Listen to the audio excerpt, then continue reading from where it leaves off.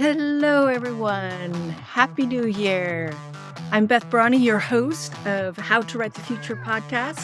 I'm an award-winning novelist. And what else am I? I am a writing teacher and a coach. And I run the podcast, How to Write the Future, because when we vision what we want, we actually help make it so. This episode is all about planning. Not everybody likes to plan. I totally get it. And if you are one of those people who really prefers to be spontaneous, awesome. There's so much power in that. I love being spontaneous, and I actually really love to plan. And when I don't have things planned out, I actually feel ungrounded. I feel out of control. I feel like I'm missing something. And I also know what it's like to feel ungrounded and out of control and like I'm missing something. I feel like I spend half of my time like that. And when I plan, I feel so much better. A little bit about my philosophy of planning, and then a few tips to offer you if you want some tips on planning as a writer, as a creative. That's where I'm coming from. I have my hat, my writing teacher hat on, my creativity coach hat on, and I'm an NLP practitioner, a certified NLP practitioner, and I have that hat on as well. I've been using planning tools for a really long time of various kinds, both in my business life and in my personal life. And I really remember using plans. I called them game plans when I was 17 in high school, a senior year in high school up in Santa Rosa, California. And I wanted to ace all my classes, which I did. And I did that because I set up game plans. That's what I called them then. And that was the first time I really remember being very planning oriented. I love planning so much. I even have a book for fiction writers called Plan Your Novel Like a Pro that I co-wrote with my husband, Beth Barany. Go check that out if you want tips on planning your novel. So what I love about planning is like, how are we going to get from San Francisco to New York? Well, you could make that decision every day of the trip if you're driving, or you could take some time and decide, oh, I want to take the northern route across the United States, or I want to take the southern route, or the middle of the country. Or no, I don't want to drive, I want to fly. Or no, like my husband did over Thanksgiving recently, he's like, let's take a train. So he took a train. I did not. I flew across the country. He took a train with his mother and they had a great time. Took them 3 days.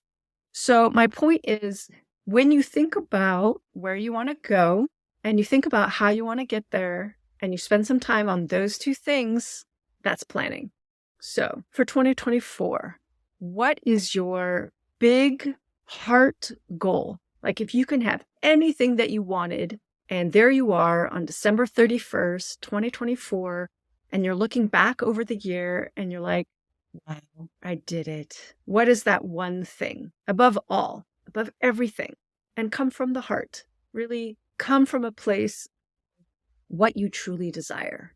Because the world needs people who have deep desires, true desires, and act on those desires. Now, I'm coming from a place of being a creative, so I'm assuming your desire is about doing something creative. I help fiction writers, I help science fiction and fantasy writers. So if you're listening to this, you are probably a science fiction or fantasy writer. And in which case, where would you like your book to be by the end of 2024? Just feel into that. Now, when I feel into that, I would like to have book 5 done and published. And I'm like holding that book. It's going to be a big book. It's going to have some kind of variety of blue on the cover, probably because of the working title, which I will reveal at some later date, involves the word blue. And I'll just be so incredibly proud and excited that book 5 is out and I'm working on book 6 already in the early stages. And I have a few other projects. And of course, if you're a creative, you probably have a few projects. So now write the next one down and the next one and the next one. You may notice that some of these projects you think you can do, some you don't know if you can do, some you're like, nah, that's impossible. It's okay. Write it all down.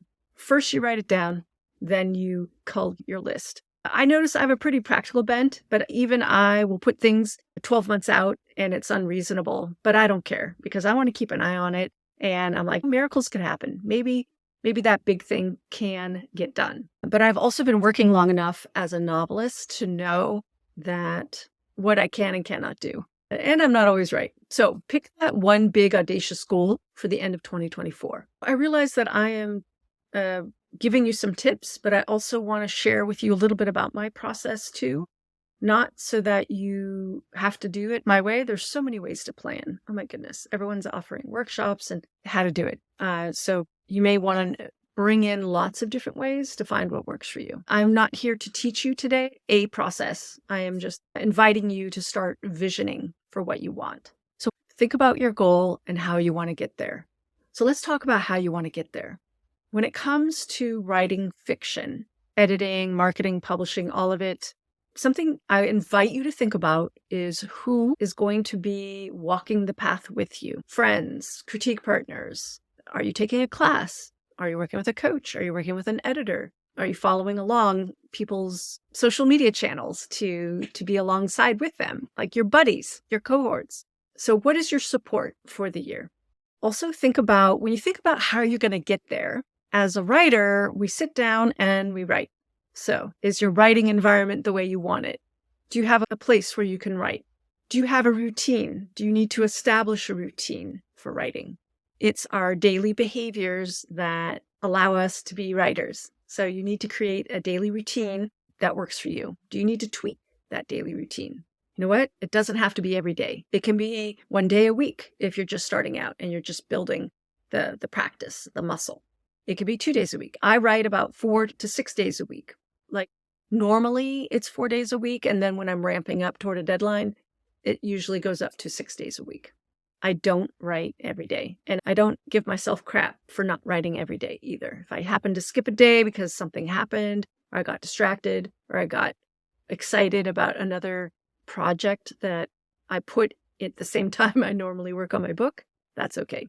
Because in the aggregate, in the long run, if you stick with it, you're going to get it done. So we talked about support is how we get there. Daily practice, routine is how we get there. And milestones. I don't think in 12-month chunks. I actually think in daily, weekly, monthly, and 3-month chunks. And then I put the big goal out there at the end of the year. But I don't worry about my behaviors beyond this week, actually. And I really don't worry about it beyond today. So all my job today is to go and work on my book. That's it. And then tomorrow will be the new today. And then I'm like, okay, my job today is to work on my book. So that's why the routines are important. But it's great to have milestones. Really, really great. So you can set up a daily. I have a daily milestone. I usually have about a monthly, or sometimes it's every 6 weeks, a milestone. And then sometimes it's at a 3-month point. So it depends on the project. If you're in the planning phase, I would say give yourself a month to plan. If you're in the writing phase, put a container around that. Maybe it'll take you a year to write the first draft. Maybe you want to give yourself 6 months or 3 months, or maybe you want to try NaNoWriMo, National Novel Writing Month, and see what you could create in 1 month. They have Camp Nano in April and June, or is it July? I can't remember. There's other times of the year besides November that there are these challenges if you want to do it in the company of the NaNoWriMo community. So milestones are really great. If you're in the editing phase, like as I record this, I'm still in the editing phase, then I give myself usually 6 weeks, 2 months. I can get a lot done in that frame, I've noticed. And then I go through the book. Oh, 2 months have passed. Okay, great. Let's do another 2 months to do another pass. All right. Okay. Oh, yeah. Let's do another 2 months to do the next pass. I'm on my 3rd pass as I record this at the end of December 2023. And then I'm going to give my book to beta readers at the beginning around now. By the time you're listening to this, hopefully I will soon, within the week, be giving my book to beta readers. Then I'll have a break. Maybe a week, maybe 2 weeks, maybe 3 weeks. And then when I get the book back, I will give myself probably 3 months. So that's a milestone. By the end of March, maybe, of 2024, I will hopefully have gone through all those edits. And then I will evaluate. because by then the next things need to happen, like book cover, like what am I going to do for promotions? And I start thinking about the second quarter and the third quarter of the year. So I don't always create milestones until I'm finishing one up. So don't worry if you aren't sure. If you've never written a novel, I highly recommend you give yourself at least a year or 2 or 3. Take it year by year. It took me 5 years to write my first novel, just so you know. My second novel took me 6 weeks. So there can be a slow, long learning curve at the beginning, and that's totally fine. Take the time you need to learn the habits of writing fiction, because for most of us, we're not taught in school how to write fiction. It doesn't necessarily come naturally, especially because our educational systems are focusing on other skill sets, essay writing, argumentative writing, whatever else you're working on. If you're in the quantitative fields, there's all of that. If you're in writing theses-oriented work, it's all of that. Or if you don't have a lot of writing experience, then it's just like learning, like, what is a sentence and how do I put words together? There's a lot that goes into being a fiction writer. So be compassionate and patient with yourself and just create a daily writing habit, because that is what you need to write a book. So we talked about setting a big, audacious goal. We talked about how are you going to get there? You're going to have some kind of support. You're going to have milestones. You're going to have a daily ritual, daily habit. And that is the main aspects of being able to write a book. There is obviously a lot of detail that I skipped over. And if you want to have a conversation with me about what those things are, reach out. I'm available on all the socials. And just so you all know, I offer a mastermind program for people who have completed their first draft and are science fiction and fantasy writers. And now they want to learn how to edit, market, and publish their novel. I have a 12-month program for that. So if you're curious about that, check out the show notes. You can also just go to coaching.bethbarany.com to see that program. Now, what if you would like some other kind of support from me? Well, I offer customized coaching packages for folks who are serious about getting support from a coach like me. And just reach out to me and we can have a conversation. We get on Zoom, we get on the phone, we talk about it and see what is a good fit for you. What else? I have books and I have my podcast, my blog. Oh my gosh, I have so much content out there in the world. If you are somebody who would like to support someone like me, but you're not ready for the mastermind, and maybe you're actually not even interested in writing a novel, then I invite you to support me because I have a big mission. My mission is to help people revision what our future of humanity could be like. And I'm doing that primarily through story. So I think that is the most powerful medium. We all think in story.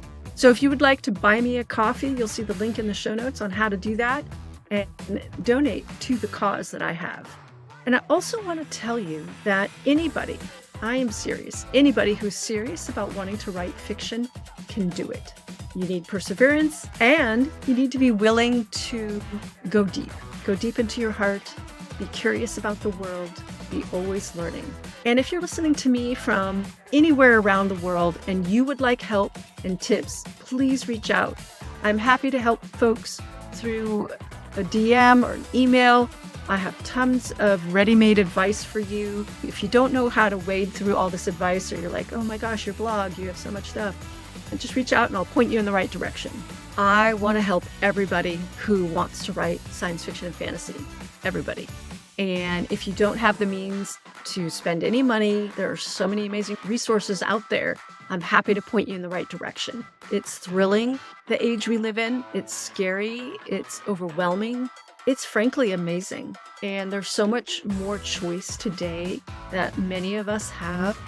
Let's exercise that choice. Let's create stories that remake the world for the betterment of everybody.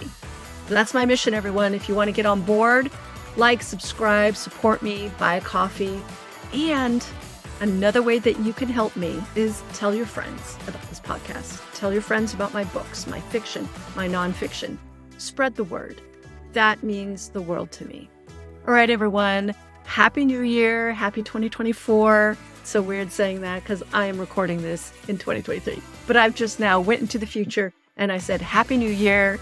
And take care, everyone. Right, long, and prosper.